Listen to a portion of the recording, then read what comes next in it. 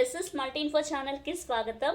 ఇంతకుముందు వీడియోలో మనము వర్గాల్ని అనుసరించి తీసుకునే ఇల్లు లేదా కొనుగోలు చేసే ఇల్లు మనకి కలిసి వస్తుందా లేదా అన్నది తెలుసుకున్నాం కదా.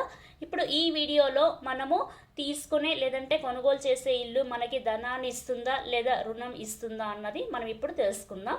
రుణం అంటే ఇక్కడ మనము అప్పుగా భావించాలి, ఎందుకంటే గృహానికి సంబంధించిన టాపిక్ కాబట్టి ఇక్కడ మనము రుణము అంటే అప్పుగా మనము కౌంటింగ్ అన్నది తీసుకోవాలి. ఇంకా టాపిక్లోకి వెళ్ళినట్లయితే మీకు అయితే ఇక్కడ దీంట్లో 2 స్టెప్స్ అనేవి ఉంటాయి. ఈ ధన రుణ క్యాలిక్యులేషన్ చేసేటప్పుడు 2 స్టెప్స్ అనేది ఉంటుంది. ఫస్ట్ రిజల్ట్ వస్తే దాన్ని మనం ధనంగా భావించాలి, సెకండ్ రిజల్ట్ని మనము రుణం అంటే దీన్ని మనం అప్పుగా భావించాలి. అయితే ఇక్కడ మనం గమనించాల్సింది ఏంటంటే ఎప్పుడు కూడా మనం క్యాలిక్యులేషన్ చేసినప్పుడు ధనం అన్నది ఎక్కువగా రావాలి, అంటే రిజల్ట్ ధనం డబ్బు రిజల్ట్ ఎక్కువ అన్నది రావాలి, రుణం అంటే అప్పు అన్నది తక్కువగా రావాలి. అలా వచ్చినప్పుడే మనం గృహం తీసుకుంటే మంచిది. ఎందుకంటే సాధారణంగా ఎవరైనా కానీ గృహం తీసుకునేటప్పుడు ఎక్కువగా అప్పు ఉండకూడదు అని ఆలోచిస్తారు. కాబట్టి ఎక్కువగా ధనం అంటే ఎవరైనా కూడా మాకు కలిసి వస్తుందా, మేము తీసుకునే ఇంట్లో ధనం ఎక్కువగా ఉంటుందా అని ఆలోచిస్తారు. కాబట్టి ప్రతి ఒక్కరికి కూడా ధనం అంటే తీసుకునే ఇంట్లో ధనం కలకల్లాడాలి అని ఆలోచిస్తారు, కానీ ఎక్కువగా అప్పు ఉండాలి అని ఎవరు అనుకోరు కదా. సో ఇక్కడ మనం చూసుకున్నట్లయితే ఫస్ట్ రిజల్ట్ దీంట్లో ధన రుణం మనం క్యాలిక్యులేషన్ చేసేటప్పుడు ఫస్ట్ రిజల్ట్ ఏమో మనకి ధనం అని మనం అర్థం చేసుకోవాలి, సెకండ్ రిజల్ట్ వచ్చింది మనము రుణం అంటే అప్పుగా మనం భావించాలన్నమాట. సో ఇక్కడ ధన రుణం క్యాలిక్యులేషన్ ఎలా చేయాలో మీకు ఇప్పుడు నేను చెప్తాను. ఎవరైతే గృహ యజమాని అంటే ఎవరైతే ఇల్లు కొనుగోలు చేయాలనుకుంటున్నారో లేదంటే నిర్మించాలనుకుంటున్నారో వాళ్ళ యజమాని ఉంటుంది కదా, గృహ యజమాని వాళ్ళ వర్గం యొక్క సంఖ్య అనేది ఉంటుంది కదా. సో వర్గాల గురించి ఇంతకుముందు తెలుసుకున్నాం. ఎవరైతే గృహ యజమాని గృహం కొనుగోలు చేయాలనుకుంటున్నారో వాళ్ళ వర్గ సంఖ్య అన్నది ఎడమవైపు రాయాలి. ఎడమవైపు అంటే ఫస్ట్ అన్నమాట. ఎడమవైపు అంటే ఫస్ట్ వాళ్ళ నెంబర్ అన్నది రాయాలి. తర్వాత రెండోది గృహం కట్టవలసిన దిశ, వాళ్ళు ఏ దిశలో ఏ దిక్కులో గృహం కట్టాలి అనుకుంటున్నారో ఆ దిక్కు అనేది ఉంటుంది కదా, అది కుడి పక్కన రాయాలి. సో ఇక్కడ ఈ పాయింట్ అన్నది మర్చిపోకూడదు. గృహ యజమాని ఎవరైతే ఉన్నారో వాళ్ళ వర్గం అన్నది సంఖ్య, వాళ్ళ వర్గ సంఖ్య, యజమాని వర్గ సంఖ్య ఎడమ పక్కన రాయాలి. తర్వాత గృహం కట్టవలసిన దిశ ఏదైతే ఉందో అది కుడి పక్కన రాయాలి. రాసిన తర్వాత ఆ వచ్చిన ఏవైతే ఉన్నాయో డిజిట్స్ వాటితోటి మనము డివైడెడ్ బై 8 అన్నది చేయాలి. ఎందుకు 8 తోటే డివైడ్ చేయాలి అంటే మొత్తం మనకి 8 దిక్కులు ఉన్నాయి కాబట్టి ఆ 8 తోటి డివిజన్ అన్నది మనం చేయాలి. అలా చేసినప్పుడు మనకి ఇందాక చెప్పినట్లు ఫస్ట్ రిజల్ట్ వస్తే దాన్ని మనం ధనంగా భావించాలి, సెకండ్ రిజల్ట్ని మనం రుణంగా భావించాలి. ధనం ఎక్కువగా వస్తే మనం గృహం కొనుగోలు చేయొచ్చు లేదా నిర్మించవచ్చు. ఒకవేళ రుణం ఎక్కువగా వచ్చినట్లయితే మనం అది తీసుకోకపోవడమే మంచిది, ఎందుకంటే అప్పు అన్నది ఎక్కువగా ఉంటుంది కాబట్టి. ఇంకా మనం ఒక ఉదాహరణ అన్నది మీకు ఇక్కడ తీసుకొని వివరిస్తాను. ఉమాదేవి అనే ఆవిడ హైదరాబాద్లో నైరుతి దిక్కున గృహం తీసుకోవాలని అనుకుంది. సో ఆ ఉమాదేవి అనే ఆవిడకి నైరుతి దిక్కు ఎలా ఉంటుందో మనం ఇక్కడ తెలుసుకుందాం. ఉమాదేవి అంటే ఆ వర్గానికి చెందింది. నేను ఇంతకుముందు వీడియోలో వివరించాను కదా వర్గాల గురించి. వర్గాలు అంటే మనం లైన్స్, తెలుగులో మనమే అక్షరం లైన్స్ అనేవి ఉంటాయి కదా, నేను ఎక్స్ప్లెయిన్ చేశాను.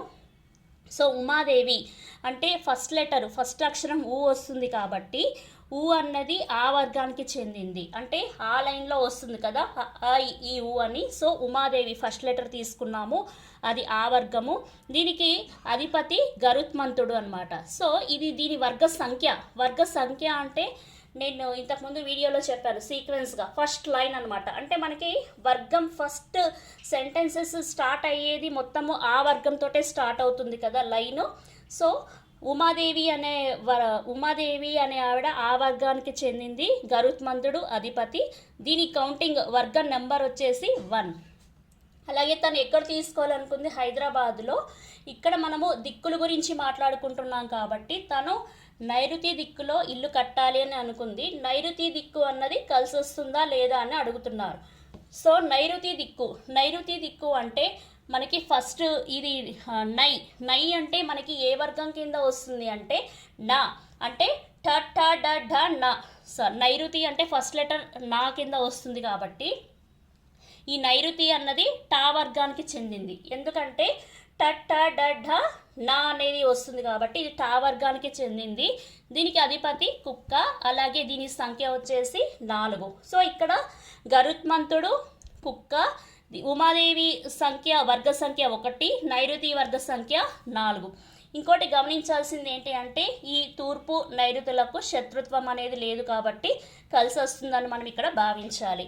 ఇక మనం క్యాలిక్యులేషన్లోకి వెళ్ళినట్లయితే నేను ఇంతకుముందు చెప్పినట్లు ఉమాదేవి అనే ఆవిడ ఇల్లు తీసుకోవాలనుకుంది కాబట్టి ఉమాదేవి అంటే నేను వర్గ సంఖ్య 1 కాబట్టి ఫస్ట్ అంటే ఎడమ వైపున ఫస్ట్ ఉమాదేవి యొక్క వర్గ సంఖ్య అన్నది 1 అన్నది వేశాను.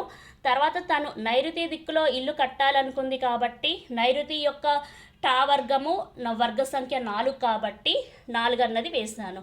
సో ఇది ఉమాదేవి వర్గ సంఖ్య 1 అండ్ ఇది నైరుతి దిక్కు వర్గ సంఖ్య 4. ఇలా మనము 1, 4 ఈ రెండింటిని మనము యాడ్ చేయకూడదు, ఇట్లా లైన్గా రాయాలన్నమాట. మరొకసారి వివరిస్తున్నాను. ఉమాదేవి వర్గ సంఖ్య 1 ఇది ఫస్ట్ రాయాలి మనము ఎడమవైపు. తర్వాత నైరుతి దిక్కు వర్గ సంఖ్య 4 ఇది దాని పక్కనే రాయాలి. ఇప్పుడు 2 చూసినట్లయితే 1, 4, 14 అన్నది అయ్యింది కదా. దీన్ని మనము డివైడెడ్ బై 8 చేయాలి. 8 ఎందుకు అంటే మనకి దిక్కులు మొత్తం కూడా 8 కాబట్టి ఈ 8తో మనము డివైడ్ అన్నది చేయాలి. అలా డివైడ్ చేసినప్పుడు 8ని మనం 14తో డివైడ్ చేస్తే మనకి రిమైండర్ అన్నది 6 వస్తుంది. రిమైండర్ అంటే శేషం మనకి 6 వస్తుంది కదా. ఈ 6 అన్నది మనము ధనంగా భావించాలి. ఈ 6 అన్నది ధనం. అలాగే ఇక్కడ